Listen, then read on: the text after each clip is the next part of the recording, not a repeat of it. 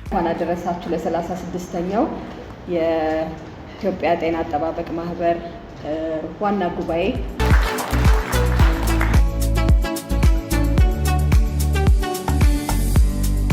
The coming years are bright for EPHA, having its own property and space for running its activities.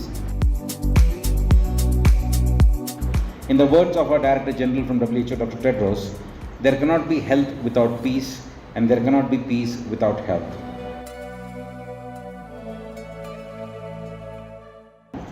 ብዙ ሪሰርቸሮች እዚህ ውስጥ አለን፣ ብዙ ፕሮፌሰሮች እዚህ ውስጥ አላችሁ።